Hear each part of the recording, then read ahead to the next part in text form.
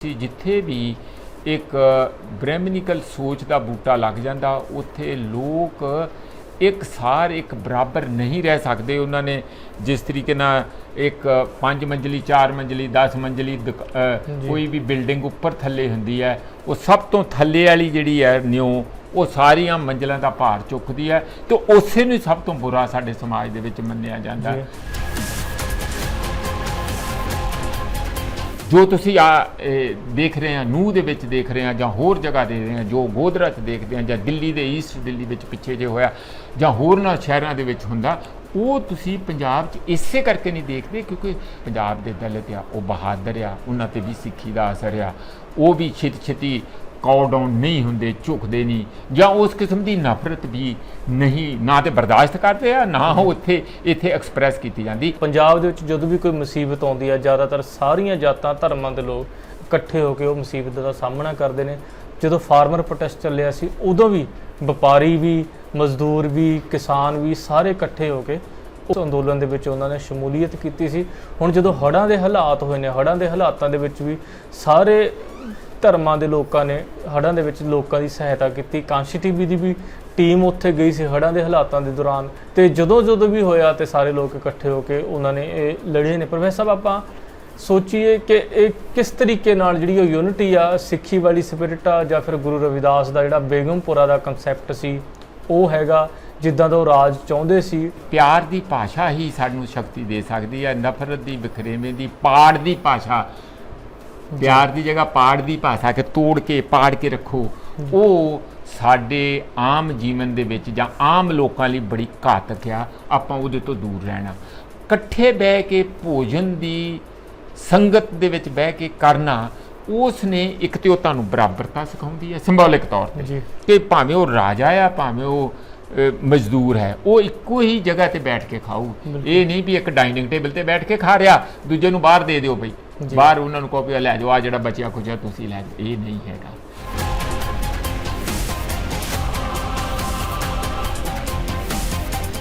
सत श्री अकाल जी, मैं गुरदीप, तुसीं देख रहे हो कांशी टीवी। अज फिर हाज़र हाँ प्रोग्राम भग दे मसले लैके साडे नाल गलबात लई हाज़र ने प्रोफैसर मनजीत सिंह जी। प्रोफैसर साहब स्वागत है तुहाडा। बहुत बहुत धन्नवाद गुरदीप जी। प्रोफैसर साहब आपां देखिए पंजाब एक सिख स्टेट की गल करिए, सिख स्टेट हैगा, सिखां दा ज़्यादा जिहड़ा मेजोरिटी पॉपूलेशन हैगी आ, ते पर समय दे नाल जिद्दां सिੱਖੀ दा जिद्दां ओरिजिन होया सी अगेंस्ट जिहड़ी इत्थे जिहड़ी ब्राह्मणवादी मानसिकता सी उहदे खिलाफ होया सी। आपां देखिया कई सिख गुरु ने जां कई जिहड़ी आपां गुरबाणी की गल करिए उहदे विच कई इदां दे भगतां दी बाणी हैगी आ जिन्हां ने खुद जिहड़ा इह डिस्क्रिमिनेशन सहिया सी, जिन्हां दे नाल जिवें कईयां नूं तां मंदिरां दे विचों बाहर कढ दित्ता गया सी।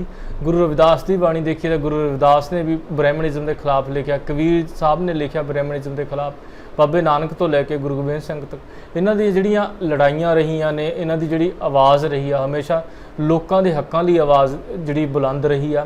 कश्मीरी पंडितां दे लई गुरु तेग बहादुर जी ने अपना जिहड़ा सीस दिता सी। इस तो इलावा आपां देखीए मौजूदा समय दे विच किते ना किते पंजाब दे विच आपां देखीए होर स्टेटां दे नालों जिहड़ा जातिवाद दी इसे करके सिखिज़म करके जिहड़ी जातिवाद थोड़ा जिहा जिहड़ी डिस्क्रिमिनेशन वो घट आ, पर ये नहीं कह सकते इत्थे खत्म आ।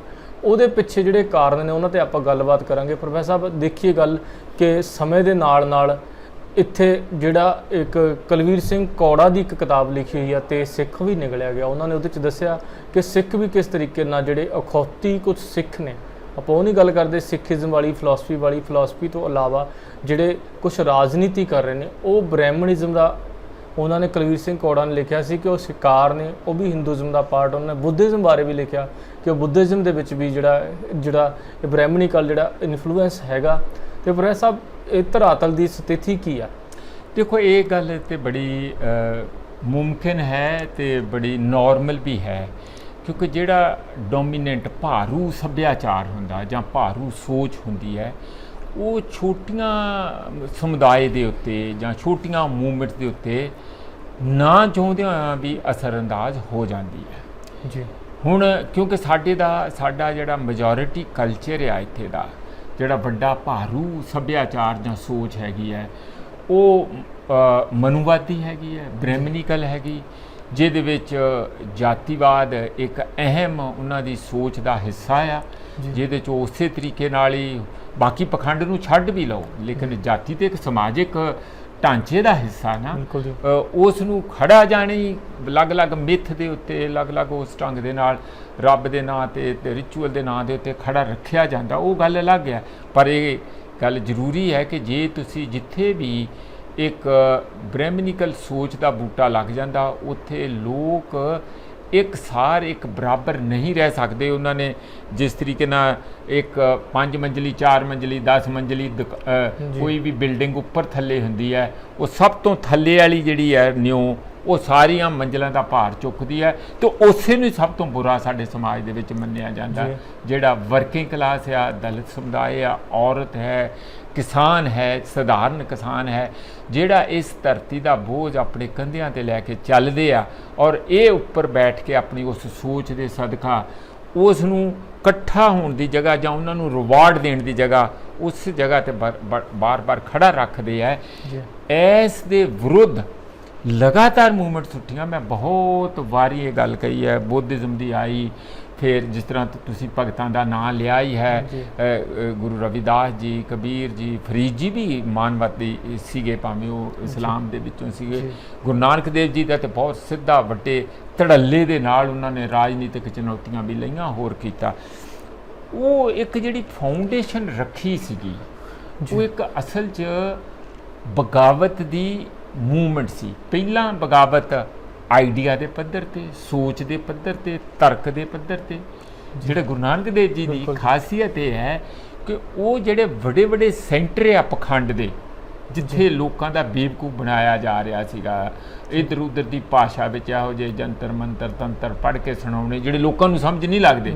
ਉਹਨਾਂ ਨੂੰ ਇਹ ਲੱਗਦਾ ਕਿ ਆਹ ਜਿਹੜੇ ਬੰਦੇ ਆ, ਸਾਡਾ ਜਿਹੜਾ ਸਿੱਧਾ ਸਿੱਧਾ ਕਨੈਕਸ਼ਨ ਬਟਨ ਆ ਰੱਬ ਨਾਲ ਜੋੜਨਗੇ, ਤੇ ਜੇ ਇਹਨਾਂ ਨੇ ਸਰਾਪ ਦੇ ਦਿੱਤਾ, ਇਹ ਰੱਬ ਦੇ ਹੀ ਭੇਜੇ ਹੋਏ ਬੰਦੇ ਹੈਗੇ ਆ, ਜਿਹੜੇ ਪੰਡਿਤ ਕਹਿ ਲਓ ਜਾਂ ਕੁਛ ਵੀ ਸੂਝਵਾਨ ਸਿੱਖਿਆ ਵਾਲੇ ਬੰਦੇ ਜਿਹੜੇ ਹੈ, ਤੇ ਜੇ ਇਹਨਾਂ ਨੂੰ ਅਸੀਂ ਨਾਰਾਜ਼ ਕਰ ਲਿਆ ਤਾਂ ਇਹ ਸਾਡੀ ਜਿਹੜੀ ਆ ਡੇਲੀ ਡਾਇਰੀ ਖਰਾਬ ਕਰ ਦੇਣਗੇ, ਤੇ ਉੱਤੇ ਜਾ ਕੇ ਰੱਬ ਕਹੂਗਾ ਤੁਸੀਂ ਤੇ ਮਾੜੇ ਹੀ ਕੰਮ ਬਹੁਤ ਕਰਕੇ ਆਏ, ਕਿਉਂਕਿ ਉਹਨੇ ਤੇ ਰੱਬ ਤੇ ਉਹਨਾਂ ਦੀ ਡਾਇਰੀ ਪੜ੍ਹ ਕੇ ਮੰਨਣੀ ਆ, ਸਾਡੀ ਤੇ ਗੱਲ ਉਹਨਾਂ ਨੇ ਸੁਣਨੀ ਨਹੀਂ ਵੀ ਅਸੀਂ ਤੇ ਬੜੇ ਧੱਕੇ ਖਾ ਕੇ ਆਏ।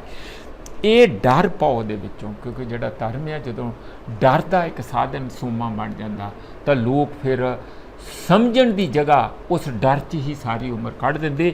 ਇਸ ਡਰ ਨੂੰ ਚੁੱਕਣ ਲਈ ਔਰ ਲੋਕਾਂ ਨੂੰ ਆਪਣੇ ਆਪ ਨੂੰ ਪਹਿਚਾਨ, ਤੂੰ ਇਨਸਾਨ ਜਿਹੜੀ ਆਪਣੀ ਸ਼ਕਤੀ ਨੂੰ ਪਛਾਣ, ਔਰ ਤੇਰਾ ਭਗਵਾਨ ਜਾਂ ਤੇਰਾ ਰੱਬ ਹੈ, ਜਾਂ ਤੇ ਤੇਰੇ ਅੰਦਰ ਉਹ ਰੱਬ ਦਾ ਅੰਸ਼ ਹੈ ਜਿਹੜਾ ਤੈਨੂੰ ਗੱਲ ਕਰਾ ਰਿਹਾ, ਜਿਹੜੀ ਤੇਰੀ ਸ਼ਖਸੀਅਤ ਬਣਾਉਂਦਾ, ਜਾਂ ਉਹ ਤੇਰਾ ਸਮਾਜ ਤੇ ਤੇਰਾ ਬਾਹਰ ਮੁਖੀ ਸਾਰਾ ਜਿਹੜਾ ਇਹ ਸੰਸਾਰ ਆ ਉਹ ਰੱਬ ਦਾ ਰੂਪ ਹੈ।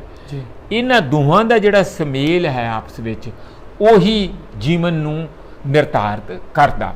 ਹੁਣ ਇਹ ਤੇ ਇੰਨਾ ਹੀ ਸਿੰਪਲ ਸਾਰੀ ਗੱਲ ਇਹ ਸੀਗੀ, ਉਸ ਦੇ ਵਿੱਚ ਵਲ ਫੇਰ ਫਰਾਬ ਇੱਧਰ ਉੱਧਰ ਪਾ ਕੇ ਜਿਹੜੇ ਪਖੰਡ ਕਰਕੇ ਲੋਕਾਂ ਨੂੰ ਸੋਚਣ ਤੋਂ ਰੋਕ ਕੇ ਔਰ ਆਪਣੇ ਤੇ ਨਿਰਭਰ ਕਰਕੇ ਉਸ ਜਮਾਤ ਨੇ ਇੰਨਾ ਲੁੱਟਿਆ, ਇੰਨਾ ਲਤਾੜਿਆ, ਇੰਨਾ ਬੇਵਕੂਫ ਬਣਾਇਆ, ਆਪਣੀਆਂ ਮੌਜਾਂ ਕੀਤੀਆਂ, ਔਰ ਉਹਨਾਂ ਨੂੰ ਜਿੱਥੇ ਉਹ ਸੀਗੇ, ਉਹ ਜੇ ਇੱਥੇ ਸੀ ਥੋੜ੍ਹਾ ਜਿਹਾ ਹੋਰ ਧੱਕਤਾ, ਥੱਲੇ ਹੋਰ ਧੱਕ ਦਿੱਤਾ, ਹੋਰ ਧੱਕ ਦਿੱਤਾ, ਉਹਨਾਂ ਨੂੰ ਕਦੀ ਇਨਸਾਨੀਅਤ ਵਾਲੀ ਸੋਚ ਵਿੱਚ ਆਉਣ ਨਹੀਂ ਦਿੱਤਾ, ਜਾਂ ਕਦੀ ਵੀ ਉਹਨਾਂ ਨੂੰ ਇੰਜ ਕਹਿ ਲਓ ਤੁਸੀਂ ਕਿ ਮੌਕਾ ਨਹੀਂ ਦਿੱਤਾ ਜੀਣ ਦਾ ਪੂਰੇ ਤੌਰ ਤੇ। ਇਹ ਜਿਹੜੀ ਇੱਕ ਗੱਲ ਸਾਨੂੰ ਸੋਚਣ ਨੂੰ ਵਾਲੀ ਸਭ ਤੋਂ ਵੱਡੀ ਗੱਲ ਸਾਡੇ ਲਈ ਹੈਗੀ ਹੈ। ਇਸ ਸਾਰੇ ਜਿਹੜਾ ਪੂਰੇ ਦੇਸ਼ 'ਚ ਪਖੰਡ ਫੈਲਿਆ ਸੀ, ਇੱਥੋਂ ਤੱਕ ਉਹ ਕਿੱਥੇ ਤਾਜਕਾਂ ਤੱਕ ਗੁਰੂ ਨਾਨਕ ਦੇਵ ਜੀ ਗਏ, ਵੈਸਟ ਦੇ ਵਿੱਚ ਗਏ, ਈਸਟ ਵਿੱਚ ਗਏ, ਜਗ੍ਹਾ ਜਗ੍ਹਾ ਜਾ ਕੇ ਉਹ ਭਗਤਾਂ ਨੂੰ ਹੋਰਨਾਂ ਜਿਹੜੇ ਇਹੋ ਜਿਹੇ ਬਾਗੀ ਸੁਰਾਂ ਵਾਲੇ ਇਹ ਲੋਕ ਸੀਗੇ ਜਾਂ ਸੰਤ ਮਹਾਤਮਾ ਸੀ, ਉਹਨਾਂ ਨੂੰ ਮਿਲੇ ਹੀ ਨਹੀਂ, ਉਹਨਾਂ ਦੇ ਵਿਚਾਰ ਦਰਜ ਕੀਤੇ, ਉਹ ਗੁਰੂ ਗ੍ਰੰਥ ਸਾਹਿਬ ਵਿੱਚ ਲਿਖੇ। ਬਾਬਾ ਨਾਮਦੇਵ ਕੀ ਕਹਿੰਦਾ ਆ, ਹੋਰ ਕਿੱਥੋਂ ਤੂੰ ਬਣਾ ਲਈ ਛਪੜੀ, ਬਾਬੇ ਨਾਮਦੇਵ ਨੂੰ ਗਵਾਂਢਣ ਪੁੱਛਦੀ। ਅਸੀਂ ਜਦੋਂ ਛੋਟੇ ਛੋਟੇ ਸੀ, ਮੇਰਾ ਸਕੂਲ ਬਿਲਕੁਲ ਨਾਮਦੇਵ ਦੇ ਜਿਹੜਾ ਘੁਮਾਣੀ ਹੈਗਾ ਉਹਦੇ ਨਾਲ ਸਕੂਲ ਸੀ, ਤੇ ਉੱਥੇ ਉਹ ਹਰ ਸਾਲ ਜਦੋਂ ਮੇਲਾ ਲੱਗਦਾ ਸੀ ਤੇ ਗਾਣੇ ਆਉਂਦੇ ਸੀ, ਸਕੂਲ 'ਚ ਸੁਣਦੇ ਸੀ। ਇਹ ਮੈਨੂੰ ਅਜੇ ਤੱਕ ਚੇਤੇ ਆ 8ਵੀਂ ਜਮਾਤ ਦਾ। ਕਹਿਣ ਦਾ ਮਤਲਬ ਕਿ ਇੱਕ ਆਈਡੀਆ ਪੱਧਰ ਦੇ ਉੱਤੇ ਬੜਾ ਪ੍ਰਬਲ, ਬੜਾ ਜ਼ੋਰਦਾਰ ਮੂਵਮੈਂਟ ਛੇੜੀ, ਜਿਹਦਾ ਵਿਸਤਾਰ ਹਿੰਦੂਆਂ 'ਚ ਹੋਇਆ, ਕਿਉਂਕਿ ਸਿੱਖ ਤੇ ਉਦੋਂ ਉਸ ਕਿਸਮ ਦੇ ਸੀਗੇ ਹੀ ਨਹੀਂ। ਬਿਲਕੁਲ ਜੀ। ਸਿੱਖੀ ਤੇ ਜਿਹੜਾ ਅੱਜ ਦੀ ਸਿੱਖੀ ਆ, ਇਹ ਤੇ 10ਵੇਂ ਪਾਤਸ਼ਾਹ ਨੇ ਜਿਹੜਾ ਉਹ 1699 ਦੇ ਵਿੱਚ ਅਨੰਦਪੁਰ ਸਾਹਿਬ ਦੇ ਆਪਣੇ ਬਿਲਕੁਲ ਜੀ। ਉਹਦੇ ਵਿੱਚ ਰੱਖੀ ਆ, ਫਾਊਂਡੇਸ਼ਨ ਰੱਖੀ ਹੈ, ਜਿੱਥੇ ਪੂਰਨ ਗੁਰਸਿੱਖ ਕੀ ਹੈ ਉਹਨੂੰ ਡਿਫਾਈਨ ਕਰਤਾ। ਉਦੋਂ ਪਹਿਲਾਂ ਜਿਹੜਾ ਸਾਰਾ ਇਹ ਹੈਗਾ ਉਹ ਵਿਚਾਰ ਦੇ ਪੱਧਰ ਦੀ ਲੋਕਾਂ ਨੂੰ ਵਿਚਾਰ ਬਦਲ ਕੇ ਇੱਕ ਨਵੇਂ ਰਾਹ ਲਾ ਕੇ ਤੇ ਇੱਕ ਮੁਕਤੀ ਪਾਉਣ ਦਾ ਉਸ ਅਪਰੈਸ਼ਨ ਤੋਂ, ਉਸ ਬਰਬਰਤਾ ਤੋਂ ਮੈਂ ਕਹੂੰਗਾ, ਔਰ ਉਸ ਅਣਮਨੁੱਖੀ ਸਕੰਜੇ ਚੋਂ, ਜਿਹੜੇ ਅਣਮਨੁੱਖੀ ਲੋਕਾਂ ਦਾ ਵਤੀਰਾ ਹੈ ਉਹਦੇ ਚੋਂ, ਸਕੰਜੇ ਚੋਂ ਕੱਢ ਕੇ ਉਹਨਾਂ ਨੂੰ ਅਸਲ ਵਿੱਚ ਦੱਸਣ ਦੀ ਕਿ ਤੁਸੀਂ ਅਸਲ ਵਿੱਚ ਖੁਦ ਕਿੰਨੇ ਮਹਾਨ, ਸਾਰਾ ਕੁਝ ਤੁਹਾਡੇ ਕੋਲ, ਤੁਹਾਨੂੰ ਕਿਸੇ ਕੋਲ ਜਾਣ ਦੀ ਲੋੜ ਨਹੀਂ। ਉਹ ਇੱਕ ਵੱਡੇ ਪੱਧਰ ਤੇ ਲੰਮੀ ਦੇਰ ਚੱਲਿਆ। ਗੁਰੂ ਗੋਬਿੰਦ ਸਿੰਘ ਜੀ ਨੂੰ ਇਸ ਗੱਲ ਦਾ ਅਹਿਸਾਸ ਹੈ, ਇਸੇ ਕਰਕੇ ਜਿਹੜੇ 5 ਪਿਆਰੇ ਆ ਉਹਨਾਂ ਚੋਂ 3 ਦਲਿਤ ਹੈਗੇ ਜੀ, 2 ਦੂਜੀਆਂ ਬਰਾਦਰੀਆਂ ਚੋਂ ਹੈਗੇ। ਉਹ ਇਕੱਲੇ ਪੰਜਾਬ ਚੋਂ ਨਹੀਂ, ਉਹ ਅਲੱਗ-ਅਲੱਗ ਦੇਸ਼ ਦੇ ਹਿੱਸਿਆਂ ਚੋਂ ਆਏ, ਔਰ ਉਹਨਾਂ ਨੇ ਇੱਕ ਗੱਲ ਜਿਹੜੀ ਤਿਆਰ ਕੀਤੀ, ਫੌਜ ਤਿਆਰ ਕੀਤੀ ਕਿ ਉਹ ਜਿਹੜੀ ਵਿਚਾਰ ਤੇ ਪੱਧਰ ਤੇ ਲੜਾਈ ਹੋਈ ਆ, ਮੈਂ ਉਸ ਨੂੰ ਹੁਣ ਇੱਕ ਸ਼ਕਤੀ ਦੇ ਪੱਧਰ ਦੇ ਉੱਤੇ ਵੀ ਉਹ ਲੋਕਾਂ ਦੇ ਵਿੱਚ ਲਿਜਾਊਂਗਾ, ਜਿੱਥੋਂ ਤੱਕ ਵੀ ਲਿਜਾਇਆ ਜਾਂਦਾ। ਇਸ ਕਰਕੇ ਜਿਹੜਾ ਸਿੱਖੀ ਵਾਲਾ ਹੈ ਨਾ, ਸਿੱਖੀ ਕਦੀ ਆਪਣਾ ਰਾਜ ਬਣਾਉਣ ਲਈ ਉਸ ਕਿਸਮ ਦੀ ਨਹੀਂ ਹੈ ਮੂਵਮੈਂਟ। ਸਿੱਖੀ ਇੱਕ ਵਿਚਾਰ ਨੂੰ ਪ੍ਰਬਲ ਦੇ ਕੇ, ਸ਼ਕਤੀ ਦੇ ਕੇ ਦੁਨੀਆ ਦੇ ਵਿੱਚ ਇੱਕ ਯੁੱਗ ਪਲਟਾਊ ਸ਼ਕਤੀ ਹੈਗੀ ਹੈ ਕਿ ਉਹ ਜਿੱਥੇ ਜਿੱਥੇ ਜਾਵੇ ਉਹ ਖੁਦ ਲੋਕ ਇਸ ਧੜੱਲੇ ਦੇ ਨਾਲ ਖੜੇ ਹੋਣ ਕਿ ਸਾਰੇ ਲੋਕ ਉਹਨਾਂ ਦੇ ਮਰੀਦ ਹੋ ਜਾਣ, ਉਹਨਾਂ ਤੋਂ ਕਾਇਲ ਹੋ ਜਾਣ ਵੀ ਹਾਂ ਅਸਲੀ ਬੰਦੇ ਆ, ਅਸੀਂ ਇਹਨਾਂ ਵਰਗੇ ਬਣਨਾ। ਉਹ ਖੁਦ ਬਖੁਦ ਲੋਕਾਂ 'ਚ ਰੋਲ ਮਾਡਲ ਬਣ ਜਾਣ। ਇਹ ਦੂਜਿਆਂ ਰਾਜਿਆਂ ਮਹਾਰਾਜਿਆਂ ਵਾਂਗੂ ਨਹੀਂ ਹੈ ਜੀ। ਜਾਣੀ ਮੈਂ ਸਿੱਖ ਸਕਾਲਰ ਤੇ ਨਹੀਂ ਹੈ, ਪਰ ਸਿੱਖੀ ਦੀ ਸਪਿਰਿਟ ਤੇ ਅਸੀਂ ਬਚਪਨ ਤੋਂ ਸਾਰਾ ਸੁਣਦੇ ਹਾਂ, ਪੜ੍ਹਦੇ ਹਾਂ, ਆ ਹੀ ਰਹੇ ਹਾਂ ਨਾ ਕਿ ਕੀ ਹੈ। ਮੈਨੂੰ ਲੱਗਦਾ ਕਿ ਉਹਨਾਂ ਦੀ ਲੜਾਈ ਇੱਕ ਮੋਰਲ ਲੜਾਈ ਹੈ। ਕੋਈ ਆਪਣੇ ਤੌਰ ਤੇ ਕੋਈ ਦੇਸ਼ ਨੂੰ ਕਾਰਵ ਆਊਟ ਕਰਨਾ, ਜਿਵੇਂ ਅੱਜ ਕੱਲ੍ਹ ਖਾਲਿਸਤਾਨ ਦਾ ਚੱਲਦਾ, ਇਹ ਗੁਰੂ ਗੋਬਿੰਦ ਸਿੰਘ ਜੀ ਦਾ ਉਸ ਕਿਸਮ ਦਾ ਨਹੀਂ ਹੈ। ਬੰਦਾ ਬਹਾਦਰ ਆਇਆ, ਉਹਨਾਂ ਨੇ ਆਪਣੀ ਇੱਥੇ ਰਿਫਾਰਮ ਕੀਤੇ, ਆਪਣੀ ਸਟੇਟ ਵੀ ਬਣਾਈ, ਕਿਉਂਕਿ ਉਦੋਂ ਉਹ ਇੱਕ ਮਾਡਲ ਹੀ ਸੀਗਾ। ਉਹ ਗੱਲਾਂ ਅਲੱਗ ਹੈਗੀਆਂ। ਇਸ ਲਈ ਮੈਂ ਗੁਰਦੀਪ ਜੀ ਇਸ ਗੱਲ ਨੂੰ ਇਸ ਤਰੀਕੇ ਨਾਲ ਕਨਕਲੂਡ ਕਰਦਾ ਕਿ ਉਹ ਜਿਹੜੀ ਮੂਵਮੈਂਟ ਚੱਲੀ, ਇੰਨਾ ਲੰਮਾ ਸਮਾਂ ਚੱਲੀ, ਔਰ ਉਸ ਦਾ ਪੰਜਾਬ ਦੀ ਧਰਤੀ ਤੇ, ਪੰਜਾਬੀਆਂ ਦੀ ਸੋਚ ਤੇ, ਭਾਵੇਂ ਉਹ ਕਿਸੇ ਵੀ ਸਮੁਦਾਇ ਦੇ ਹੋਣ, ਉਹ ਇਸਲਾਮ ਦੇ ਹੋਣ, ਉਹ ਦਲਿਤ ਹੋਣ, ਜਾਂ ਉਹ ਔਰਤਾਂ ਹੋਣ, ਜਾਂ ਉਹ ਹਿੰਦੂ ਹੋਣ, ਸਿੱਖ ਤੇ ਹੈ ਹੀ ਹੈ, ਸਭ ਤੇ ਉਸ ਸੋਚ ਦਾ, ਉਸ ਫਲਸਫੇ ਦਾ ਬੜਾ ਗਹਿਰਾ ਅਸਰ ਆ। ਔਰ ਉਹ ਸੋਚ ਤੇ ਇੱਕ ਤੁਹਾਨੂੰ ਜਿਹੜੀ ਪਖੰਡਵਾਦ ਤੋਂ ਦੂਰ ਲਿਜਾਂਦੀ ਹੈ, ਧਰਾਤਲ ਦੀ ਅਸਲੀਅਤ ਨਾਲ ਜੋੜਦੀ ਹੈ, ਸਰਵ ਧਰਮ ਇਕੱਠਾ ਰਹਿ ਕੇ ਸ਼ਾਂਤੀ ਦੇ ਨਾਲ, ਪਿਆਰ ਦੇ ਨਾਲ, ਭਰਾ ਦਾ ਭਰਾ ਬਣ ਕੇ ਕਿਵੇਂ ਜੀਣਾ, ਉਸ ਲਈ ਤੁਹਾਡਾ ਰਸਤਾ ਮੋਕਲਾ ਕਰਦੀ ਹੈ, ਖੁੱਲ੍ਹਾ ਕਰਦੀ ਹੈ, ਜਿੱਥੇ ਤੁਸੀਂ ਖੁੱਲ੍ਹੇ ਤੌਰ ਤੇ ਸਾਹ ਲੈ ਸਕਦੇ। ਇਸੇ ਕਰਕੇ ਇੰਨਾ ਕੁਝ ਖਾੜਕੂਵਾਦ ਇੱਥੇ ਹੋਇਆ, ਸਵਾਏ ਜਿਹੜਾ 1947 ਵਾਲਾ, ਜਿਹੜਾ ਕਿ ਬਹੁਤ ਮੰਦਭਾਗਾ, ਜਿਹਦੇ ਤੇ ਅੱਜ ਵੀ ਲੋਕਾਂ ਦੇ ਦਿਲ ਪਜੀਸਦੇ ਕਿ ਅਸੀਂ ਲੱਖਾਂ ਲੋਕ ਆਪਸ ਵਿੱਚ ਭਰਾ ਮਾਰ ਕਰਤੀ। ਉਦੋਂ ਬਾਅਦ ਆ ਜਿਹੜਾ 80ਵੇਂ ਵਾਲਾ ਖਾੜਕੂਵਾਦ ਜਾਂ ਹੁਣ ਦੀ ਵੀ ਕੋਸ਼ਿਸ਼ ਕੀਤੀ, ਲੋਕਾਂ ਨੇ ਉਸ ਗੱਲ ਨੂੰ ਚੱਕਿਆ ਨਹੀਂ। ਕਮਿਊਨਲ ਵਾਇਲੈਂਸ ਨਹੀਂ ਹੋਈ, ਕੋਸ਼ਿਸ਼ ਕੀਤੀ ਗਈ ਜੀ। ਜੋ ਤੁਸੀਂ ਦੇਖ ਰਹੇ ਆ, ਨੂਹ ਦੇ ਵਿੱਚ ਦੇਖ ਰਹੇ ਆ, ਜਾਂ ਹੋਰ ਜਗ੍ਹਾ ਦੇ ਰਹੇ ਆ, ਜੋ ਗੋਧਰਾ 'ਚ ਦੇਖਦੇ ਆ, ਜਾਂ ਦਿੱਲੀ ਦੇ ਈਸਟ ਦਿੱਲੀ ਵਿੱਚ ਪਿੱਛੇ ਜੇ ਹੋਇਆ, ਜਾਂ ਹੋਰਨਾਂ ਸ਼ਹਿਰਾਂ ਦੇ ਵਿੱਚ ਹੁੰਦਾ, ਉਹ ਤੁਸੀਂ ਪੰਜਾਬ 'ਚ ਇਸੇ ਕਰਕੇ ਨਹੀਂ ਦੇਖਦੇ ਕਿਉਂਕਿ ਸਿੱਖੀ ਜਿਹੜੀ ਹੈ ਉਹ ਤੁਹਾਨੂੰ ਇਕੱਠਾ ਜੀਣ ਲਈ, ਪਿਆਰ ਨਾਲ ਜੀਣ ਦੀ, ਕਮਾ ਕੇ ਜੀਣ ਲਈ, ਔਰ ਕਮਾਈ ਦੇ ਵਿੱਚੋਂ ਦਸਵੰਧ ਕੱਢ ਕੇ ਜੀਣ ਲਈ ਪ੍ਰੇਰਦੀ ਹੈ, ਇੱਕ ਜੀਵਨ ਅਸੂਲ ਬਣਾਉਂਦੀ। ਪਰ ਜਿੱਥੇ ਸਿੱਖੀ ਫੇਲ ਹੋ ਗਈ, ਗੁਰਦੀਪ, ਤੁਸੀਂ ਵੀ ਮੇਰੇ ਨਾਲ ਸਹਿਮਤ ਹੋਵੋਗੇ ਕਿ ਉਸ ਨੂੰ ਬਾਅਦ ਵਿੱਚ ਸਿੱਖੀ ਵਿਚਾਰ ਜਿਹੜਾ ਸੀ ਉਹ ਇੱਕ ਮੂਵਮੈਂਟ ਸੀ ਜੀ, ਇੱਕ ਅੰਦੋਲਨ ਸੀ। ਉਸਨੇ ਕਦੀ ਠੰਡੇ ਰੂਪ 'ਚ, ਕਦੀ ਤੱਤੇ ਰੂਪ 'ਚ ਲਗਾਤਾਰ ਚੱਲਣਾ ਸੀ। ਉਹ ਅਸੀਂ ਛੱਡਤਾ। ਅਸੀਂ ਦੂਸਰਿਆਂ ਵਾਂਗੂ ਅਸੀਂ ਆ ਕੇ 2 ਗਲਤੀਆਂ ਕੀਤੀਆਂ। ਇੱਕ ਤੇ ਅਸੀਂ ਸਿੱਖ ਸਟੇਟ ਕੇ ਰਾਜ ਤੋਂ ਬਿਨਾਂ, ਅਸੀਂ ਬਾਰ-ਬਾਰ ਕਹਿੰਦੇ ਹਾਂ ਕਿ ਕੋਈ ਵੀ ਸੀ ਸਾਡੇ ਕੋਲ ਰਾਜ ਨਹੀਂ ਹੈ ਤੇ ਸਿੱਖੀ ਨਹੀਂ ਪਾ ਸਕਦੀ। ਕਿਉਂ ਨਹੀਂ ਵੀ? ਸਿੱਖੀ ਕਿਵੇਂ ਗੁਰੂ ਨਾਨਕ ਦੇਵ ਜੀ ਨੇ ਫੈਲੀ? ਕਿਹੜਾ ਗੁਰੂ ਨਾਨਕ ਦੇਵ ਜੀ ਦਾ ਰਾਜ ਸੀਗਾ? ਮੈਨੂੰ ਦੱਸੋ ਤੁਸੀਂ। ਵਿਚਾਰ ਦੀ ਸ਼ਕਤੀ ਹੈ। ਗੁਰੂ ਗੋਬਿੰਦ ਸਿੰਘ ਜੀ ਨੇ ਕਿਹੜਾ ਰਾਜ ਬਣਾਇਆ? ਉਹ ਅੱਜ ਤੱਕ ਅਸੀਂ ਉਹਨਾਂ ਦੀ ਬਹਾਦਰੀ ਤੋਂ ਪ੍ਰਭਾਵਿਤ ਹੁੰਦੇ ਹਾਂ। ਇਸ ਲਈ ਤੁਸੀਂ ਇੱਕ ਨਵੇਂ ਕਿਸਮ ਦੇ ਰੋਲ ਮਾਡਲ ਬਣ ਕੇ ਸਮੁੱਚੇ ਦੇਸ਼ ਨੂੰ ਮੋਰਲ ਸ਼ਕਤੀ ਦੇ ਨਾਲ ਕਾਇਲ ਕਰਨਾ ਸੀ, ਨਾ ਕਿ ਇੱਕ ਪੋਲੀਟੀਕਲ ਸਿਸਟਮ ਦੇ ਨਾਲ ਕਾਇਲ ਕਰਨਾ ਸੀ। ਉਸ ਨੂੰ ਅਸੀਂ ਭੁੱਲ ਗਏ। ਅਸੀਂ ਉਸੇ ਰਾਹ ਪੈ ਗਏ ਜਿਹੜੇ 'ਚ ਨਹੀਂ ਸੀ ਪੈਣਾ ਚਾਹੀਦਾ। ਧਰਮ ਸਾਡਾ ਇੱਕ ਰਿਚੁਅਲਿਜ਼ਮ ਤੱਕ ਸੀਮਤ ਹੋ ਗਿਆ ਜੀ।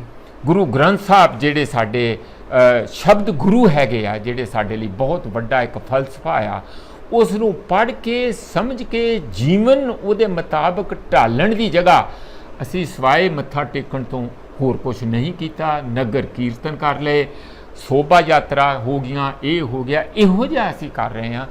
ਅਸੀਂ ਉਸ ਮੂਵਮੈਂਟ ਨੂੰ ਅੱਗੇ ਤੋਰਨ ਦੀ ਜਗ੍ਹਾ ਉਸ ਮੂਵਮੈਂਟ ਦੇ ਸਹਾਰੇ ਆਪਣੇ ਸਾਧਨ ਕਿਵੇਂ ਜੁਟਾਉਣੇ ਆ ਉਸ ਪਾਸੇ ਨੂੰ ਚੱਲ ਪਏ। ਜਾਣੀ ਜਿਤਨਾ ਧਰਮ ਹੌਲੀ ਹੌਲੀ ਇੱਕ ਇੰਜ ਕਹਿ ਲਓ ਕਿ ਆਮਦਨ ਦਾ ਸਾਧਨ ਬਣ ਜਾਂਦਾ, ਨਾ ਕਿ ਤੁਸੀਂ ਉਸ ਧਰਮ ਦੀ ਜਿਹੜੀ ਸਪਿਰਿਟ ਹੈ ਉਹਨੂੰ ਅੱਗੇ ਤੋਰਨ ਲਈ ਠੀਕ ਹੈ ਪੈਸੇ ਦੀ ਲੋੜ ਹੈ, ਪਰ ਉਹ ਪੈਸਾ ਕਾਹਦੇ ਲਈ ਵਰਤਿਆ ਜਾਂਦਾ।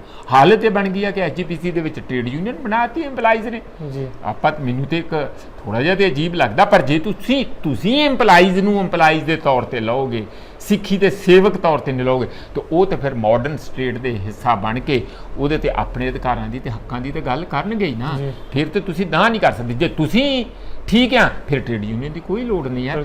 ਇਹ ਹਾਲਾਤ ਜਦੋਂ ਬਣ ਗਏ ਆ, ਇਸ ਕਰਕੇ ਜਿਹੜੀ ਉਹ ਮੂਵਮੈਂਟ ਨੇ ਅਸਲ ਮਾਨਿਆਂ 'ਚ ਜੜੋਂ ਉਹ ਬਿਮਾਰੀ ਨੂੰ ਉਖਾੜ ਕੇ ਸੁੱਟ ਦੇਣਾ ਸੀ, ਉਹ ਨਹੀਂ ਗਈ, ਅੱਧ ਵਿਚਾਲੇ ਹੀ ਰੁਕ ਗਈ।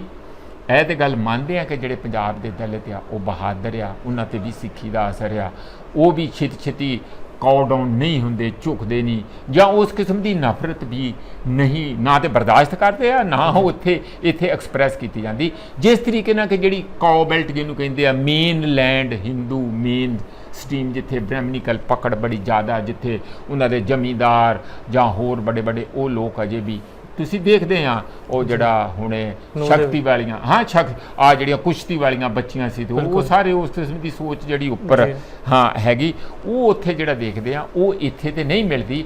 ਪਰ ਫਿਰ ਵੀ ਚਾਹੀਦਾ ਇਹ ਸੀ ਕਿ ਅਸੀਂ ਸਾਰੇ ਦੇਸ਼ ਲਈ ਤੇ ਦੁਨੀਆ ਲਈ ਇੱਕ ਪੰਜਾਬ ਨੂੰ ਨਮੂਨੇ ਦੀ ਸਮਾਜਿਕ ਸਟੇਟ ਬਣਾਉਂਦੇ, ਸਮਾਜਿਕ ਜਗ੍ਹਾ ਬਣਾਉਂਦੇ, ਜਿੱਥੋਂ ਸਾਰੇ ਸਿੱਖ ਕੇ ਜਾਂਦੇ ਵੀ ਆ ਕੀ ਹੋਇਆ, ਉੱਥੇ ਵੀ ਨਫ਼ਰਤ, ਉੱਥੇ ਵੀ ਨਫ਼ਰਤ, ਉੱਥੇ ਵੀ ਨਫ਼ਰਤ, ਪਰ ਇਸ ਜਗ੍ਹਾ 'ਤੇ ਆਉਂਦੇ ਆ ਤੇ ਸਾਰੇ ਇੱਕ ਦੂਜੇ ਨੂੰ ਗਲੇ ਲਾ ਕੇ, ਭਾਵੇਂ ਧਰਮ ਅਲੱਗ ਹੋਣ, ਭਾਵੇਂ ਜਾਤਾਂ ਅਲੱਗ ਹੋਣ, ਕੋਈ ਕਿਸਮ ਦਾ ਊਚ ਨੀਚ ਦਾ ਵਖਰੇਵਾਂ ਭੋਰਾ ਵੀ ਹੈ ਹੀ ਨਹੀਂ, ਨਾ ਸ਼ਾਦੀਆਂ ਦੇ ਮਾਮਲੇ 'ਚ, ਨਾ ਵਰਤਾਓ ਦੇ ਮਾਮਲੇ 'ਚ, ਨਾ ਮਨ ਦੀ ਮੈਲ ਦੇ ਉਸ ਏਰੀਏ ਦੇ ਵਿੱਚ।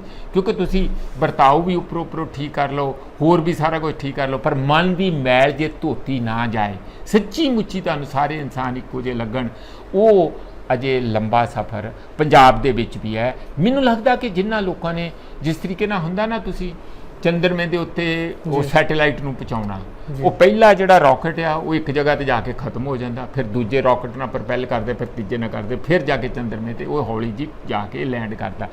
ਸਾਡਾ ਜਿਹੜਾ ਅਲਟੀਮੇਟ ਗੋਲ ਜਿਹੜਾ ਗੁਰੂ ਗ੍ਰੰਥ ਸਾਹਿਬ ਦੇ ਵਿੱਚ ਸ਼ਬਦ ਗੁਰੂ ਸਾਨੂੰ ਜਿਹੜਾ ਕਿ ਇਸ ਮੂਵਮੈਂਟ ਨੂੰ ਸੱਚੀ ਮੁੱਚੀ ਇੱਕ ਲਿਬਰੇਟਿਵ ਮੂਵਮੈਂਟ, ਲੋਕਾਂ ਨੂੰ ਆਜ਼ਾਦੀ ਦੇਣ ਦੀ ਮੂਵਮੈਂਟ, ਇੱਕ ਸਮਤਾ ਦੀ ਬਰਾਬਰਤਾ ਲਿਆਉਣ ਦੀ ਮੂਵਮੈਂਟ, ਇਨਸਾਨੀਅਤ ਦੀ ਮੂਵਮੈਂਟ, ਉਸ ਨੂੰ ਹੁਣ ਇੱਕ ਪੱਧਰ ਤੇ ਜਿੰਨੀ ਚਲੇਗੀ ਸੀ, ਹੁਣ ਅੰਦਰੋਂ ਹਰ ਕਿਸਮ ਦੀਆਂ ਸ਼ਕਤੀਆਂ ਦੁਬਾਰਾ ਪਨਪਣ ਗਈਆਂ, ਔਰ ਉਹ ਦੁਬਾਰਾ ਉਹਨਾਂ ਨੂੰ ਦੂਜੇ ਇੱਕ ਹੋਰ ਵੱਡੇ ਪੱਧਰ ਤੇ ਪਲੇਨ ਤੇ ਲੈ ਕੇ ਜਾਣਗੀਆਂ। ਉਹਦੀ ਅਤੀ ਵੈਸੇ ਜ਼ਰੂਰਤ ਵੀ ਬਣਦੀ ਸਾਨੂੰ ਦਿਖਦੀ ਹੈ ਜੀ। ਪ੍ਰੋਫੈਸਰ ਸਾਹਿਬ, ਤੁਸੀਂ ਜਿਵੇਂ ਦੱਸਿਆ ਕਿ ਪੰਜਾਬ ਦੇ ਵਿੱਚ ਉਸ ਤਰੀਕੇ ਦਾ ਜਿਹੜਾ ਜਿਵੇਂ ਕਿ ਬਿਮਾਰੂ ਸਟੇਟਾਂ ਦੇ ਵਿੱਚ ਹੈਗਾ, ਕਾਉ ਬੈਲਟ ਦੇ ਵਿੱਚ ਹੈਗਾ, ਜਿਹੜਾ ਜਾਤੀਵਾਦ ਨਹੀਂ ਹੈਗਾ, ਤੇ ਪੰਜਾਬ ਦੇ ਵਿੱਚ ਜਦੋਂ ਵੀ ਕੋਈ ਮੁਸੀਬਤ ਆਉਂਦੀ ਹੈ, ਜ਼ਿਆਦਾਤਰ ਸਾਰੀਆਂ ਜਾਤਾਂ ਧਰਮਾਂ ਦੇ ਲੋਕ ਇਕੱਠੇ ਹੋ ਕੇ ਉਹ ਮੁਸੀਬਤ ਦਾ ਸਾਹਮਣਾ ਕਰਦੇ ਨੇ। ਜਦੋਂ ਫਾਰਮਰ ਪ੍ਰੋਟੈਸਟ ਚੱਲਿਆ ਸੀ, ਉਦੋਂ ਵੀ ਵਪਾਰੀ ਵੀ, ਮਜ਼ਦੂਰ ਵੀ, ਕਿਸਾਨ ਵੀ ਸਾਰੇ ਇਕੱਠੇ ਹੋ ਕੇ ਉਸ ਅੰਦੋਲਨ ਦੇ ਵਿੱਚ ਉਹਨਾਂ ਨੇ ਸ਼ਮੂਲੀਅਤ ਕੀਤੀ ਸੀ। ਹੁਣ ਜਦੋਂ ਹੜ੍ਹਾਂ ਦੇ ਹਾਲਾਤ ਹੋਏ ਨੇ, ਹੜ੍ਹਾਂ ਦੇ ਹਾਲਾਤਾਂ ਦੇ ਵਿੱਚ ਵੀ ਸਾਰੇ ਧਰਮਾਂ ਦੇ ਲੋਕਾਂ ਨੇ ਹੜ੍ਹਾਂ ਦੇ ਵਿੱਚ ਲੋਕਾਂ ਦੀ ਸਹਾਇਤਾ ਕੀਤੀ। ਕਾਂਸ਼ੀ ਟੀਵੀ ਦੀ ਵੀ ਟੀਮ ਉੱਥੇ ਗਈ ਸੀ ਹੜ੍ਹਾਂ ਦੇ ਹਾਲਾਤਾਂ ਦੇ ਦੌਰਾਨ। ਆਪਾਂ ਦੇਖਿਆ ਸਿੱਖ ਜਿੱਦਾਂ ਖਾਲਸਾ ਏਡ ਦੀ ਆਰਗੇਨਾਈਜੇਸ਼ਨ ਆ, ਖਾਲਸਾ ਏਡ, ਉਹ ਵੀ ਗਈ ਸੀ, ਤੇ ਉਸ ਤੋਂ ਇਲਾਵਾ ਹੋਰ ਵੀ ਜਿਹੜੀਆਂ ਸਿੱਖ ਆਰਗੇਨਾਈਜੇਸ਼ਨਾਂ ਨੇ ਉਹ ਵੀ ਗਈਆਂ ਸੀ। ਵੱਖ-ਵੱਖ ਜਗ੍ਹਾ 'ਤੇ ਦੇਖਿਆ BSP ਦੀਆਂ ਵੀ ਟੀਮਾਂ ਮਾਲਵੇ ਤੋਂ, ਸਰਦੂਲਗੜ੍ਹ ਤੋਂ, ਉੱਥੋਂ ਦੇ ਸਾਡੇ ਕੁਝ ਦੋਸਤ ਨੇ, ਉਹਨਾਂ ਨੇ ਵੀ ਜਾ ਕੇ ਬਹੁਤ ਜ਼ਿਆਦਾ ਸਪੋਰਟ ਕੀਤੀ ਆ ਹੜ੍ਹ ਪੀੜਤਾਂ ਦੀ।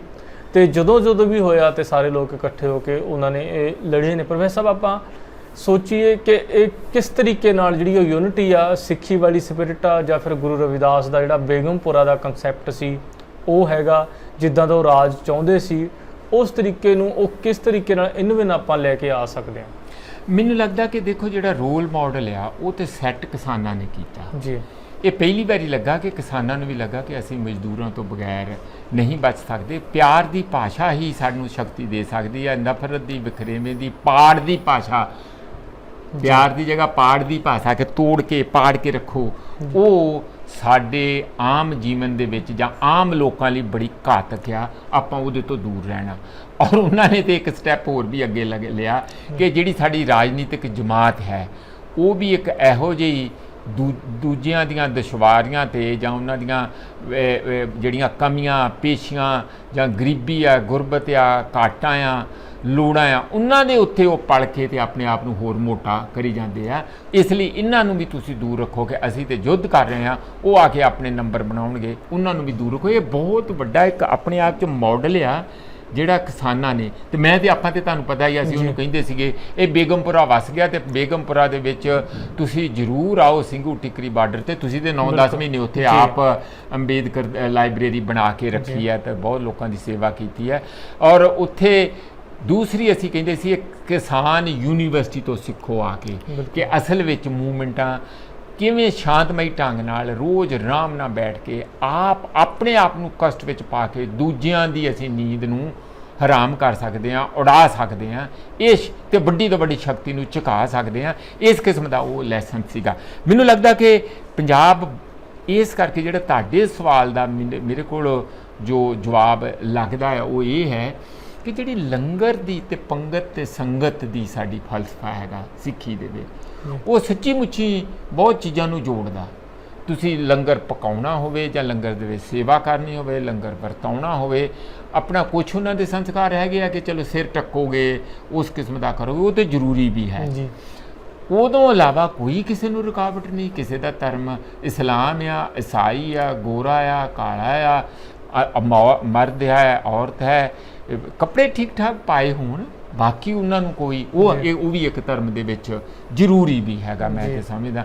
ਅਦਰਵਾਈਜ਼ ਇਹ ਜਿਹੜੀ ਇਸ ਕਿਸਮ ਦੀ ਸਾਡੀ ਇੱਕ ਬੜੀ ਅਲੱਗ ਇਕੱਠੇ ਬਹਿ ਕੇ ਭੋਜਨ ਦੀ ਸੰਗਤ ਦੇ ਵਿੱਚ ਬਹਿ ਕੇ ਕਰਨਾ, ਉਸ ਨੇ ਇੱਕ ਤੇ ਉਹ ਤੁਹਾਨੂੰ ਬਰਾਬਰਤਾ ਸਿਖਾਉਂਦੀ ਹੈ ਸਿੰਬੋਲਿਕ ਤੌਰ ਤੇ ਕਿ ਭਾਵੇਂ ਉਹ ਰਾਜਾ ਆ, ਭਾਵੇਂ ਉਹ ਮਜ਼ਦੂਰ ਹੈ, ਉਹ ਇੱਕੋ ਹੀ ਜਗ੍ਹਾ ਤੇ ਬੈਠ ਕੇ ਖਾਊ।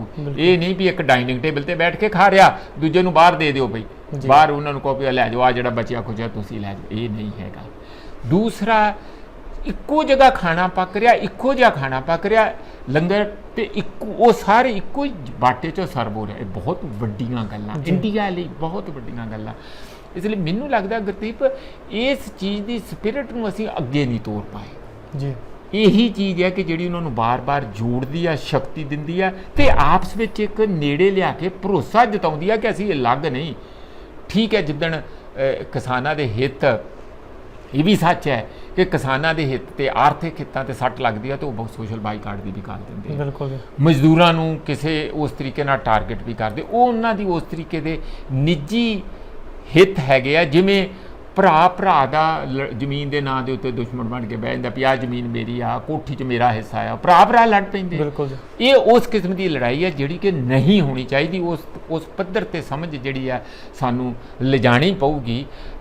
ਦੂਸਰੀ ਗੱਲ, ਮੈਂ ਜਿਹੜਾ ਸਵਾਲ ਮੈਨੂੰ ਸਭ ਤੋਂ ਮੁਸ਼ਕਲ ਵਾਲਾ ਸਵਾਲ ਇਹ ਲੱਗਦਾ ਵੀ ਇਕੱਠੇ ਤੇ ਇਸ ਕਰਕੇ ਹੁੰਦੇ ਕਿ ਇੱਕ ਇੱਥੇ ਦੀ ਇਹ ਲਗਾਤਾਰ ਜਿਹੜੇ ਸਾਡੇ ਸੰਸਕਾਰ, ਲੰਗਰ, ਸੰਗਤ, ਪੰਗਤ ਤੇ ਕਿਸੇ ਵੀ ਭੇਦਭਾਵ ਤੋਂ ਬਿਨਾਂ ਤੁਸੀਂ ਗੁਰਦੁਆਰਾ ਸਾਹਿਬ 'ਚ ਕੋਈ ਵੀ ਜਾ ਕੇ ਪੂਜਾ ਜਾਂ ਕਰ ਸਕਦੇ ਆ। ਪੂਜਾ ਕਰਨ ਦਾ ਮਤਲਬ ਜਾ ਕੇ ਨਤਮਸਤਕ ਹੋ ਸਕਦੇ ਆ, ਇਹ ਜੋੜਦੀ ਹੈਗੀ। ਪਰ ਫਿਰ ਵੀ ਇੰਨੇ ਚੰਗੇ ਸੁਖਾਵੇਂ ਹਾਲਾਤ ਹੋਣ ਦੇ ਬਾਵਜੂਦ ਜਿਹੜੇ ਮੇਰੇ ਮਨ 'ਚ ਆਉਂਦਾ ਉਹ ਇਹ ਹੈ ਕਿ ਭਾਈ ਫਿਰ ਇੱਥੇ ਵੱਡੀ ਮੂਵਮੈਂਟ, ਦਲਿਤ ਮੂਵਮੈਂਟ ਜਾਂ ਗਰੀਬਾਂ ਦੀ ਮੂਵਮੈਂਟ, ਕਿਸਾਨਾਂ ਦੀ ਮੂਵਮੈਂਟ ਦੇ ਬਰਾਬਰ ਦੀ ਕਿਉਂ ਨਹੀਂ ਉੱਠਦੀ ਜੀ? ਇਹ ਇੱਕ ਆਪਣੇ ਆਪ 'ਚ ਬਹੁਤ ਵੱਡਾ ਸਵਾਲ ਆ।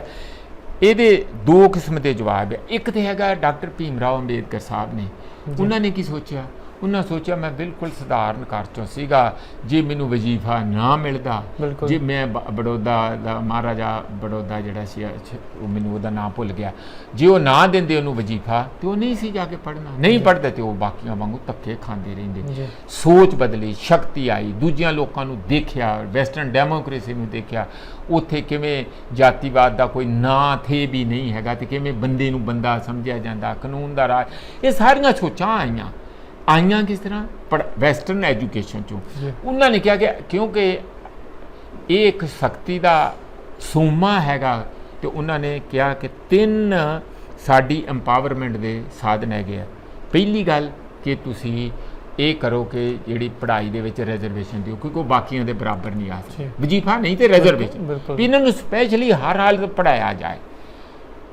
ਐਕਸਪੈਕਟੇਸ਼ਨ ਕੀ ਸੀਗੀ ਕਿ ਜਿੱਦਣ ਇਹ ਰਿਜ਼ਰਵੇਸ਼ਨ ਪੜ੍ਹਾਈ 'ਚ ਹੋ ਜੂਗੀ, ਉਹ ਪੜ੍ਹ ਲਿਖ ਜਾਣਗੇ, ਫਿਰ ਉਹ ਉਹਨਾਂ ਵਾਂਗੂ ਆਪਣੇ ਵਾਂਗੂ, ਜਿਸ ਤਰ੍ਹਾਂ ਭੀਮ ਰਾਓ ਅੰਬੇਦਕਰ ਸਾਹਿਬ ਲੀਡਰ ਬਣੇ ਔਰ ਸਾਰੀ ਉਮਰ ਆਪਣੀ ਇੱਕ ਖਾਸ ਧੁਨੀ ਦੇ ਉੱਤੇ ਕੰਮ ਕੀਤਾ, ਸੰਵਿਧਾਨ ਬਣਾਇਆ ਤੇ ਇੱਕ ਕੁਰਬਾਨੀ ਵੀ ਕੀਤੀ, ਪਾਰਟੀਆਂ ਤੱਕ ਬਦਲੇ, ਪੂਰਾ ਸਮੁਦਾਇ ਲਈ ਸੇਵਾ ਕੀਤੀ, ਲੜੇ ਜੀ। ਉਹਨਾਂ ਨੇ ਸੀ ਇਹ ਸਾਰੇ ਜਿਹੜੇ IAS ਬਣੇ ਜਾਂ ਹੋਰ ਬਣੇ, ਇਹ ਸਮੁਦਾਇ ਜਿਹੜਾ ਆ ਚੱਕ ਕੇ ਤੇ ਇਹਨਾਂ ਲਈ ਇੱਕ ਲੀਡਰ ਦਾ ਰੂਪ, ਉਹ ਕੁਰਬਾਨੀ ਦਾ ਮਾਦਾ ਆਊ, ਪਹਿਲੀ ਗੱਲ। ਫਿਰ ਉਹਨਾਂ ਨੂੰ ਦੂਜੇ 2 ਸੋਰਸ ਸੀ, ਰਾਜਨੀਤੀ ਤੇ ਤੀਸਰਾ ਸੀਗਾ ਉਹਦੇ ਵਿੱਚ ਜਿਹਨੂੰ ਕਹਿੰਦੇ ਆ ਆਮਦਨ ਦੇ ਸਾਧਨ, ਐਮਪਲਾਇਮੈਂਟ। ਜੀ। ਉਹ ਤਿੰਨੇ ਹੀ ਗੁਰਦੀਪ ਜਿਹੜੇ ਹੈ ਉਹਨਾਂ ਨੇ ਰਿਜ਼ਰਵੇਸ਼ਨ ਰੱਖੀ ਕਿ ਇਹ ਬੰਦੇ ਸਸ਼ਕਤ ਹੋਣ, ਇਹਨਾਂ ਨੂੰ ਰੋਟੀ ਦਾ ਸੰਸਾ ਨਾ ਹੋਏ, ਇਹਨਾਂ ਨੂੰ ਪੋਲਿਟਿਕਸ ਦੇ ਵਿੱਚ ਉਹ ਨਹੀਂ ਆਉਣ ਦਿੰਦੇ, ਤੇ ਉਸ ਕਿਸਮ ਦਾ ਪੋਲਿਟਿਕਸ ਦੇ ਵਿੱਚ ਵੀ ਇੱਕ ਇਹਨਾਂ ਲਈ ਅਲੱਗ ਚੈਨਲ ਬਣਾ ਕੇ ਦੂਜਿਆਂ ਦੇ ਬਿਨਾਂ ਮੁਕਾਬਲਾ ਕੀਤੇ ਸਿੱਧੇ ਸਿੱਧੇ ਪੋਲਿਟਿਕਸ 'ਚ ਵੀ ਉਤਰਨ। ਇਹ ਤਿੰਨੇ ਹੀ ਸਾਧਨ ਜਿਹੜੇ ਸੀ ਉਹਨਾਂ ਦੀ ਐਮਪਾਵਰਮੈਂਟ ਦੇ, ਮੈਨੂੰ ਲੱਗਦਾ ਉਹਨਾਂ ਨੇ ਇੱਕ ਹੱਦ ਤੱਕ ਤੇ ਫਾਇਦਾ ਕੀਤਾ ਸ਼ੁਰੂ 'ਚ। ਉਦੋਂ ਬਾਅਦ ਇੱਕ ਇਹੋ ਜਿਹੀ ਕਲਾਸ ਬਣ ਗਈ ਕਿ ਜਿਹੜੇ ਦਲਿਤਾਂ ਦੇ ਅੰਦਰ ਹੀ ਦਲਿਤ ਬ੍ਰਾਹਮਣ ਬਣ ਗਏ, ਦਲਿਤ ਪੰਡਿਤ ਬਣ ਗਏ ਜੀ। ਉਹ ਤੇ ਹੁਣ ਨਾਮ ਨਹੀਂ ਲੈਣਾ ਚਾਹੁੰਦੇ ਕਿ ਅਸੀਂ ਰਿਜ਼ਰਵੇਸ਼ਨ ਦੇ ਨਾਲ ਐਡੇ ਵੱਡੇ ਅਹੁਦਿਆਂ ਤੇ IPS ਅਫਸਰ ਜਾਂ ਹੋਰ ਸਾਰਾ ਕੁਝ ਬਣੇ। ਬਾਬਾ ਸਾਹਿਬ ਨੇ ਕਿਹਾ ਵੀ ਸੀ ਕਿ ਮੈਨੂੰ ਪੜ੍ਹੇ ਲਿਖੇ ਲੋਕਾਂ ਨੇ ਧੋਖਾ ਦਿੱਤਾ। ਕਾਂਸ਼ੀ ਰਾਮ ਨੇ ਕੀ ਕਿਹਾ ਸੀ ਕਿ ਨਾ ਚਮਚਾ ਕਲਚਰ ਜਿਹੜਾ ਉਹਨਾਂ ਨੇ ਕਿਤਾਬ ਵੀ ਲਿਖ ਦਿੱਤੀ, ਚਮਚਾ ਯੁੱਗ। ਹਾਂ ਬਿਲਕੁਲ। ਉਹ ਕਹਿੰਦੇ ਵੀ ਇਹਨਾਂ ਨੂੰ ਇੰਨੀ ਸੁਵਿਧਾ ਸੰਵਿਧਾਨ ਦੇ ਵਿੱਚ ਮਿਲੀ ਹੈ, ਤਾਂ ਇਹ ਸਗੋਂ ਉਸ ਜਾਣੀ ਸੁਵਿਧਾ ਦਾ ਫਾਇਦਾ ਉਠਾ ਕੇ ਸਸ਼ਕਤ ਹੋ ਕੇ ਆਪਣੇ ਬ੍ਰਦਰ ਨੂੰ, ਭਾਈਚਾਰੇ ਨੂੰ ਇਹ ਲਿਬਰੇਟ ਕਰਨ 'ਚ ਲੀਡਰਸ਼ਿਪ ਦਾ ਰੋਲ ਅਦਾ ਕਰਨਗੇ। ਇਹ ਤਾਂ ਉਹਨਾਂ ਦਾ ਨਾਮ ਨਹੀਂ ਲੈਣਾ ਚਾਹੁੰਦੇ, ਇੱਕ ਅਲੱਗ ਹੀ ਜਮਾਤ ਪੈਦਾ ਕਰ ਲਈ ਵੀ ਨਾ ਉਹ ਹੋ ਰਿਹਾ ਸੀ, ਹੋ ਰਿਹਾ।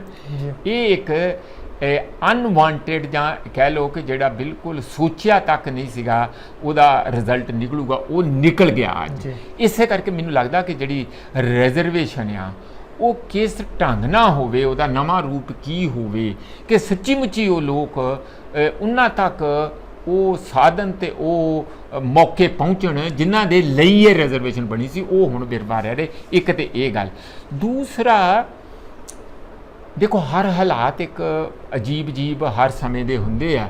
ਸਾਡੇ ਕਾਂਸ਼ੀ ਰਾਮ ਨੇ ਇੱਕ ਮੂਵਮੈਂਟ ਤੇ ਉਸਾਰਤੀ। ਬਿਲਕੁਲ ਜੀ। ਮੂਵਮੈਂਟ ਉਸਾਰਨ ਤੋਂ ਬਾਅਦ ਉਹ ਇੱਥੇ ਬੂਟੇ ਦਾ ਫਲ ਲੱਗਣ ਦੀ ਜਗ੍ਹਾ ਜਾ ਕੇ ਉੱਥੇ ਮਾਲੀ ਰੱਖਤਾ ਮਾਇਆਵਤੀ ਨੂੰ, ਤੇ ਉੱਥੇ ਜਾ ਕੇ ਫਲ ਉਹਨੂੰ ਲੱਗੇ UP ਦੇ ਵਿੱਚ। ਹੁਣ ਉਹਨਾਂ ਨੇ ਡੇਰਾ ਵੀ ਉੱਥੇ ਜਮਾ ਲਿਆ। ਇੱਥੇ ਵਾਲੇ ਪੰਜਾਬੀ ਜਿੱਥੋਂ ਇਹ ਮੂਵਮੈਂਟ ਚੱਲੀ, ਉਹ ਹੁਣ ਮਾਇਆਵਤੀ ਨੂੰ ਪੁੱਛ ਕੇ BSP ਦੇ ਇੱਥੇ ਸਾਰੇ ਕਹਿੰਦੇ ਭੈਣ ਜੀ ਕਰ ਲਈਏ, ਭੈਣ ਜੀ ਸਾਨੂੰ ਦੱਸੋ, ਭੈਣ ਜੀ ਜਿਹਨੂੰ ਮਰਜ਼ੀ ਲੀਡਰ ਬਣਾ ਲੇ, ਜਿਹਨੂੰ ਮਰਜ਼ੀ ਛੱਡ ਦੇ। ਤੇ ਭੈਣ ਜੀ ਨੇ ਇਹ ਦੇਖਣਾ 2 ਗੱਲਾਂ, ਇੱਕ ਤੇ ਉਹਨੂੰ ਰਾਜਨੀਤੀ ਦੇ ਵਿੱਚ ਕਿੰਨੀ ਕੁ ਸ਼ਕਤੀ ਦਾ ਹਿੱਸਾ ਮਿਲਦਾ, ਆਪਣਾ ਜੀ, ਦਲਿਤਾਂ ਦਾ ਨਹੀਂ, ਆਪਣਾ ਜੀ। ਦੂਸਰਾ ਉਹਨੇ ਇਹ ਵੇਖਣਾ ਆ ਕਿ ਕੀ ਉਹਦਾ ਜੋ ਵੀ ਜਿੰਨਾ ਵੀ ਉਹਨੇ ਇੱਧਰੋਂ ਉੱਧਰੋਂ ਧਨ ਦੌਲਤ ਸ਼ੋਹਰਤ ਇਕੱਠਾ ਕੀਤਾ ਆ, ਉਹ ਕੋਈ ED ਜਾਂ CBI ਜਾਂ IB ਪਿੱਛੇ ਲਾ ਕੇ ਤੇ ਨਹੀਂ ਕੋਈ ਉਹਨਾਂ ਤੋਂ ਕਰ ਦੇਣਗੇ। ਇਸ ਕਰਕੇ ਥੋੜਾ ਜਿਹਾ ਪਿਉਂ ਤੜਾਓ ਹੋ ਜਿਹਾ ਵੀ ਰੱਖੋ ਜੀ। ਇਸ ਲਈ ਉਹ ਮੂਵਮੈਂਟ ਦਾ ਭੋਗ ਪਾਉਣ ਲਈ ਆਪਣੇ ਲੋਕਾਂ ਦੇ ਹੱਥੋਂ ਹੀ ਉਹ ਤੇ ਉਧਰ ਨੂੰ ਤੁਰ ਪਏ। ਸਾਡੇ ਪੰਜਾਬੀਆਂ ਨੂੰ ਮੇਰਾ ਖਿਆਲ ਹੈ ਇਹ ਸੋਚਣਾ ਪਊਗਾ ਕਿ ਤੁਸੀਂ ਦੇਸ਼ ਨਾਲੋਂ ਬਿਲਕੁਲ ਅਲੱਗ ਆ, ਤੇ ਦਲਿਤ ਸਮੁਦਾਇ ਨੂੰ ਵੀ ਇਹੋ ਹੀ ਸੋਚਣਾ ਪਊਗਾ ਕਿ ਤੁਸੀਂ ਤੇ ਲੋਕਾਂ ਨੂੰ ਗਾਈਡ ਕਰਨਾ ਸੀ।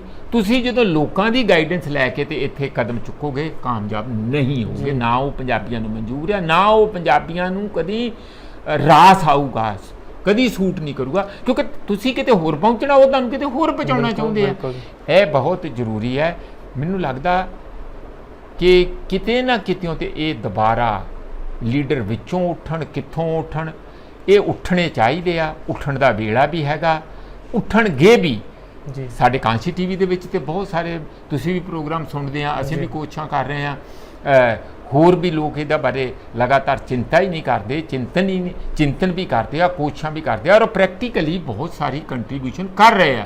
ਮੈਨੂੰ ਲੱਗਦਾ ਕਿ ਇਸ ਤਰੀਕੇ ਨਾਲ ਛੋਟੇ ਉਪਰਾਲੇ ਇਕੱਠੇ ਹੋ ਕੇ ਇੱਕ ਵੱਡਾ ਮੋਮੈਂਟਮ ਕਿਸੇ ਵੇਲੇ ਬਣ ਸਕਦਾ। ਪਰ ਇਸ ਗੱਲ ਦੇ ਵਿੱਚ ਕੋਈ ਦੋ ਰਾਏ ਨਹੀਂ ਕਿ ਅੱਜ ਦੀ ਘੜੀ ਪੰਜਾਬ ਜਿੱਥੇ ਪੇਂਡੂ ਏਰੀਏ ਦੇ ਵਿੱਚ 37% ਦਲਿਤ ਪਾਪੂਲੇਸ਼ਨ ਆ ਜੀ, ਐਸਸੀ ਪਾਪੂਲੇਸ਼ਨ, ਓਵਰਆਲ ਸਾਡੀ 32% ਆ, ਉਹ 32% ਹੀ ਇੱਕ ਪਾਸੇ ਹੋ ਜਾਣ ਤੇ ਆਪਣੇ ਤੌਰ ਤੇ ਅਲੱਗ ਸਰਕਾਰ, ਕਿਉਂਕਿ ਬਾਕੀ ਸਾਰੇ ਇਕੱਠੇ ਨਹੀਂ ਰਹਿਣੇ ਜੀ, ਬਾਕੀ ਦਿਆਂ ਨੇ ਕਈ ਜਗ੍ਹਾ ਵੰਡੇ ਜਾਣਾ, ਬਿਲਕੁਲ ਜੀ। ਇਹ ਸਿਰਫ ਤੇ ਸਿਰਫ ਇਕੱਠੇ ਜੇ 32% ਹੋ ਜਾਣ। ਪਰ ਸਵਾਲ ਇਹ ਹੈ ਕਿ ਉਹ ਯੋਧਾ, ਉਹ ਸਮਝਦਾਰ ਲੀਡਰ, ਉਹ ਇਮਾਨਦਾਰ ਲੀਡਰ, ਉਹ ਕੁਰਬਾਨੀ ਦਾ ਪੁਤਲਾ ਕਿਹੜਾ ਹੁਣ ਦੁਬਾਰਾ ਅੱਗੇ ਆਏ, ਜਾਂ ਉਹ ਗਰੁੱਪ ਆਫ ਲੀਡਰਸ ਕਿਹੜੇ ਅੱਗੇ ਆਉਣ। ਵਿੱਚੋਂ ਹੀ ਨਿਕਲਣਗੇ, ਜ਼ਰੂਰ ਨਿਕਲਣਗੇ, ਪਰ ਹਾਲ ਦੀ ਘੜੀ ਉਹ ਸਾਨੂੰ ਸਿੱਧੇ ਤੌਰ ਤੇ ਦਿਖਤ ਨਹੀਂ ਰਹੇ। ਪਰ ਮੌਕਾ ਆਊਗਾ, ਜਿਵੇਂ ਕਿਸਾਨਾਂ ਦੀ ਏਡੀ ਮੂਵਮੈਂਟ ਦਾ ਕਿਸਾਨਾਂ ਦੇ ਲੀਡਰਾਂ ਨੇ ਵੀ ਕਦੀ ਨਹੀਂ ਸੀ ਸੋਚਿਆ, ਪਰ ਹਾਲਾਤ ਵਿੱਚੋਂ ਲੀਡਰ ਵੀ ਪੈਦਾ ਕਰ ਦਿੰਦੇ ਆ, ਮੌਕੇ ਵੀ ਪੈਦਾ ਕਰ ਦਿੰਦੇ ਆ, ਬਸ਼ਰਤੇ ਕਿ ਅਸੀਂ ਉਹਨਾਂ ਮੌਕਿਆਂ ਨੂੰ ਅਵੇਲ ਕਰਕੇ ਉਸ ਲਿਖੇ ਲਾ ਦਈਏ ਜਿਸ ਕਰਕੇ ਉਹ ਮੌਕੇ ਸਮਾਜ ਨੇ ਜਾਂ ਇਤਿਹਾਸ ਨੇ ਸਾਡੇ ਲਈ ਪੈਦਾ ਕੀਤੇ। ਜੀ, ਬਹੁਤ ਬਹੁਤ ਧੰਨਵਾਦ ਪ੍ਰੋਫੈਸਰ ਸਾਹਿਬ। ਤੇ ਇਸੇ ਤਰ੍ਹਾਂ ਅੱਜ ਦੀ ਚਰਚਾ ਅਸੀਂ ਖਤਮ ਕਰਦੇ ਹਾਂ ਤੇ ਅਗਲੇ ਐਪੀਸੋਡ ਦੇ ਵਿੱਚ ਕੋਈ ਨਵਾਂ ਵਿਸ਼ਾ ਲੈ ਕੇ ਆਵਾਂਗੇ। ਉਦੋਂ ਤੱਕ ਬਣੇ ਰਹਿਣ ਲਈ ਧੰਨਵਾਦ। ਹਰ ਤਰ੍ਹਾਂ ਦੀ ਖਬਰ ਸਭ ਤੋਂ ਪਹਿਲਾਂ ਵੇਖਣ ਲਈ ਸਬਸਕ੍ਰਾਈਬ ਕਰੋ ਚੈਨਲ ਕਾਂਸ਼ੀ ਟੀਵੀ। ਹਰ ਅਪਡੇਟ ਦਾ ਸੰਕੇਤ ਮਿਲਦਾ ਰਹੇ, ਦਬਾਓ ਬੈਲ ਆਈਕਨ ਅਤੇ ਲਾਈਕ ਕਰੋ ਫੇਸਬੁੱਕ ਪੇਜ ਕਾਂਸ਼ੀ ਟੀਵੀ।